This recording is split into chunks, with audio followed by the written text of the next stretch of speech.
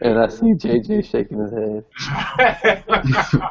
Oh, Yo, seriously, I'm about man. to go in on my top five. Alright, so JJ's about to name drop a bunch of Japanese games that we never heard of. So, My God, JJ. Ed, you were tripping, man.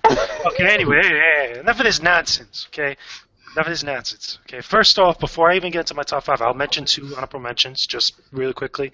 Both Pokemon X and Y, because I'm like Gary. I think that's an amazing game on 3DS. Everybody should own or check it out at least once, even if you weren't into Pokemon. And also Dragon's Crown on Vita. Dragon's Crown on Vita, I think, is an awesome game. That's really at home on the Vita. There is a PlayStation 3 version, but I feel like that one is just made to be played on the Vita. It's just awesome. It's got great online play, great co-op, great beat 'em up action.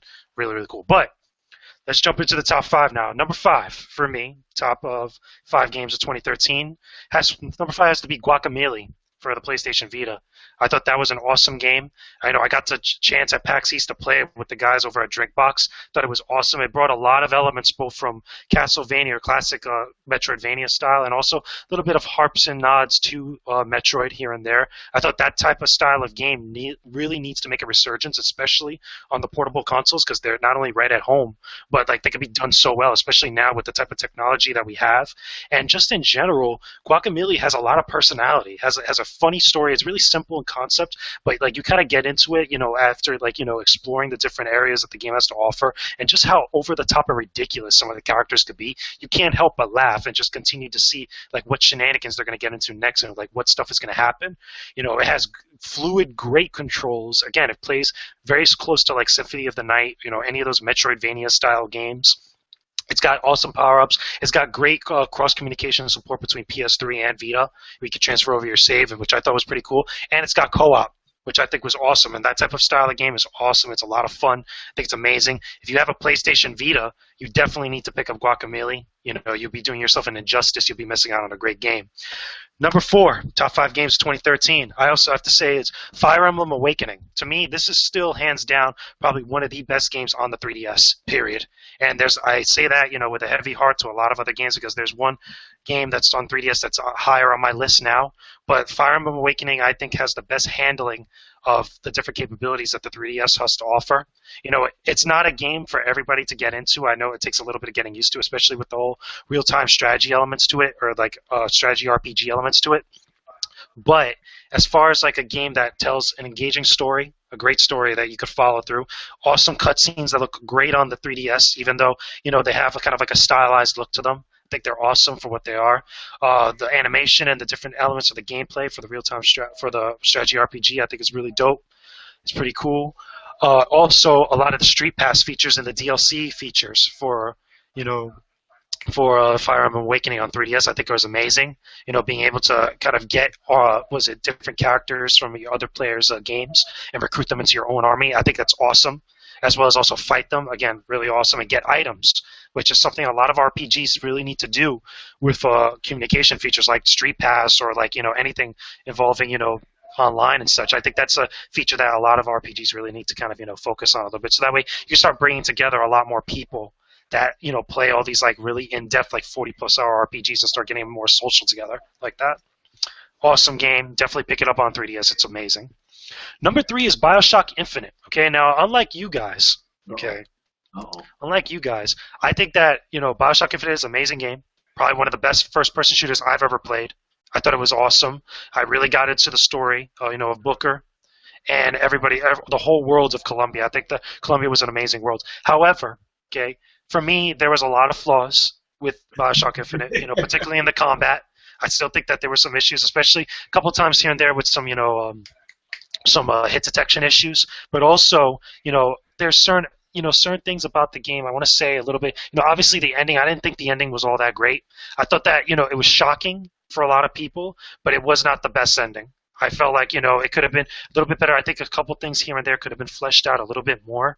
And also, I felt like, there could have been a little bit more variety in the enemies that you face. Like, I noticed that with the first two BioShocks, like, there is, different amounts of enemies or different kinds of enemies that you come into contact to. But then after a while, it feels like, you're fighting like clones of everybody over and over. And to be honest with you, I felt playing BioShock 1 and 2 like feeling a lot more in distress and feeling a lot more, tense when I fight a big daddy than when I did fight the handyman. I thought that, one of the big cool elements of the original Bioshock was that whenever you had that moment when you were running to the Big Daddy, it was like a boss fight every freaking time. I was like, oh damn, this dude is going to fuck me up, and I didn't get that from the handyman at all. At the same time, I also was a little bit disappointed with the giant bird. I forgot the giant bird's name at the moment, but like, there's never really a point where you fight him, and like, it felt like they were building up to it, like a big battle.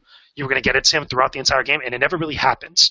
And you're just kind of like left there, with blue balls, and you're like, oh well, at this point, it was cool that you got a chance to control him and actually just command him like to attack different enemies that were coming at you in that gauntlet.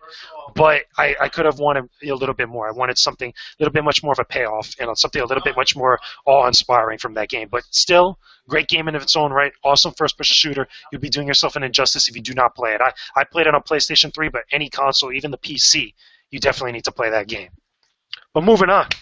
Number 2, top 5 was it games of 2013. I said top 10 by accident. Top 5 games of 2013. Number 2 is A Link Between Worlds, Legend of Zelda for 3DS. I think that's an amazing game. Again, I put it a little bit higher than, was it Fire Emblem Awakening, even though I think Fire Emblem Awakening is one of the best games on 3DS. Link Between Worlds not only had a great story that I think was a lot better than Fire Emblem Awakening and a lot better than most other games on the portables right now, but the overall experience that, combining the nostalgia factor of classic Zelda from Link, was it A Link to the Past, or even classic NES Zelda with like a new wave or new take, a new remix of like, some of the elements from the more contemporary Zelda games like, Skyward Sword and such, putting in that 3D perspective that still maintains that top-down, outlook of everything in the world of Hyrule. I think that's awesome. I love some of the elements that they implement to it. I love the way that they put Street Pass, the communication, implements to it, that I feel in the next Zelda could be taken even further. I think that this is a series and this is a game that marks a benchmark in that franchise and that series' whole history of where it could be going, down the line. Like, there's so many great elements about that game, and it's just fun to play. Like, it's very colorful. You really get into it, even though it has its moments, where you kind of got to explore around a little bit to find where you need to go, what you need to do next. But I love the way that it kind of opens up to you, again, like classic Zelda, that still, it doesn't hold your hand, all the time, but it kind of gives you a little nudge and a little edge of what you have to do in order to continue to the story, and it gives you a generally great experience on 3DS, and everybody needs to pick up that game. Even if you're not a Zelda fan, everybody needs to pick up that game. It's amazing. Oh, oh. Now, number 1 for me is The Last of Us. Now, hear me out for a second, okay? Last of Us is a great game. Okay, I understand that, some of you guys here on there, and even people listening and watching this right now, they might have feel like, games like Grand Theft Auto 5 or even Assassin's Creed 4 or even, Bioshock Infinite or whatnot are much better games that are much more attuned to being Game of the Year material. But here's my thing with The Last of Us. And originally, in case you guys don't remember from a while back, I didn't like The Last of Us when I first played it at PAX East. I was with Rich right there when we got to play the demo. And, he was completely right as far as, like, that was the wrong way to play that game. Because the way to play The Last of Us, right, to really kind of understand and really see and experience what this game has to offer, you have to have time to yourself. You have to sit down in front of your TV. Don't be disturbed, make no plans that night. Just sit down and just play it. And just let the game give you what it's going to give you. And what you're going to find is you're not only going to find a great story about, about human beings and human behavior and all that other jazz that you get from zombie stories, but you're going to get, a really deep connection with a lot of the characters that are, a part of this world. You get a sense of not only of a lot of tense moments and a lot of like moral dilemmas and ethical dilemmas throughout the entire course of the game, with different characters dying, with different, scenarios, and how messed up humanity has become for from this whole infection thing going on and whatnot, with all, the different fungus spreading around and everything. But at the same time, you get a sense of atmosphere, a really deep sense of atmosphere that I don't find in a lot of games. That's what I didn't find in Bioshock Infinite. I got a sense of like the definition of the world of Columbia, that it was massive. It had all these different things to explore and whatnot. But one thing that Columbia didn't really give to me, and I can say the same thing for places like Rapture and even places in a lot of other RPGs, like Final Fantasy 13, for example, just for sake of example, I never got a sense of the atmosphere. I never got a sense that, like, okay, I'm exploring this world, and maybe it might be a little bit linear at times here and there, but I never got that sense of fear. I never got that emotion from just the environment as well as just the characters and the enemies that were around me. Like, everything came together so nicely in that game that by the time I got towards the later half of it, towards the end and stuff, I was really satisfied, not only with the story, but like just being a part of everything that was going on, the events that happened with it. And that's like, for me, at least in this year, was what really constituted it being game of the year for me. Now, obviously, the game isn't without its flaws, much like every game is. You know, even a game of the year or the best game you could say of the generation, you know, isn't without its flaws. With The Last of Us, you know, it does get a little repetitive here and there. And also, I think that the multiplayer, like a lot of other games this year, was really throwaway.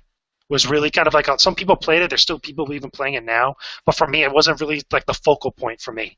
I played it like a couple times and I was like, okay, I think I'm good now. I'm done. Let me go back to the campaign, or I just didn't even bother with it anymore.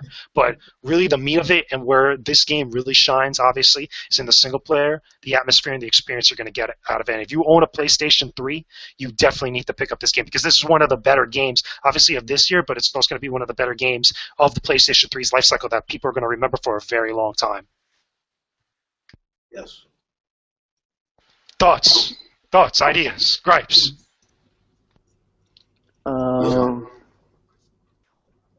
Let's go Nah, with not really. I knew you were gonna have like a weird list, so A weird list. so I prepped myself. Says the dude that put beforehand. DMC on there. Bro, DMC is dope, man. Have you played DMC? No, I didn't get to play DMC yet. Well, you will, and then like tell me about it. I'm gonna come back and it's gonna be like, son, this game's ass. No, I'm gonna be honest with you. I've heard a lot of good things about it, but I didn't play it. All right, well, check back with us on that. Nah, but I knew you were gonna have like some. I knew your list would be different than mainly everybody's. So I mean, I like that.